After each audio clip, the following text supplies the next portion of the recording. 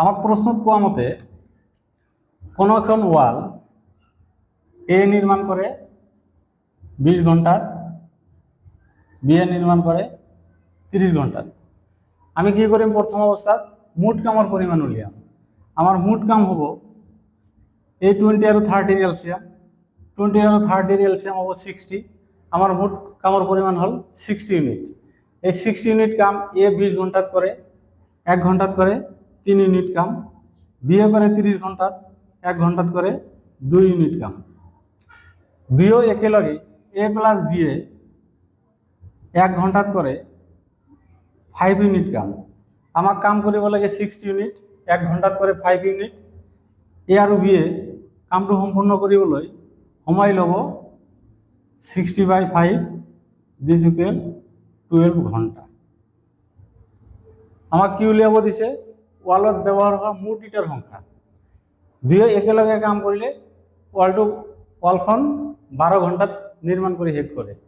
আমি ধরিলি সিহঁত প্রতি ঘন্টাত এক্সট্রা ইটা ব্যবহার করেছিল। 12 ঘন্টাত ব্যবহার করা ইটার সংখ্যা হব 12 এক্সট্রা।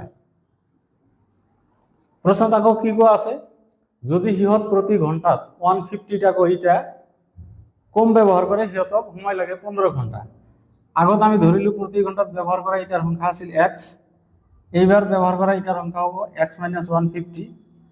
x - 150 টাকৈ ইটা ব্যবহার করলে সিহঁতক মুঠ সময় লাগে 15 ঘন্টা ইন্টু 15। ইয়াৰ পৰা এটা বস্তু লক্ষ্য কৰক, যেহেতু একোখন ওয়াল, গতিকে ওয়ালখনত প্ৰথম অবস্থাত ব্যবহাৰ হয় ইটাৰ সংখ্যা আৰু পিছত ব্যবহাৰ হয় ইটাৰ সংখ্যা সমান হব।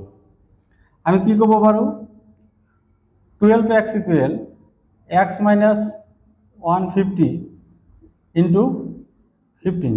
কিয়নো যেহেতু ওয়াল একেখন, গতিকে ওয়ালখনত ব্যবহার হয় ইটার সংখ্যা সমান হব।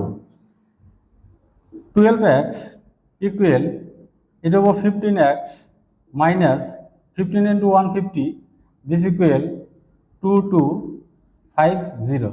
এটা এইফালে আহিলে হব minus 3x equal minus 2250, minus minus cancel, x equal 750। সিহঁত প্রতি ঘন্টাত 750টা ব্যবহার করেছিল। আমাক কি লাগে মুঠ ইটার সংখ্যা। মুঠ ইটার সংখ্যা হব এক্সর ভ্যালু যদি আমি ইয়াত বহাই দিওঁ 12 ইন্টু 750 দিস ইকুৱেল 9000। তবে ওয়ালখনত ব্যবহাৰ হওয়া মুঠ ইটাৰ সংখ্যা হব 9000।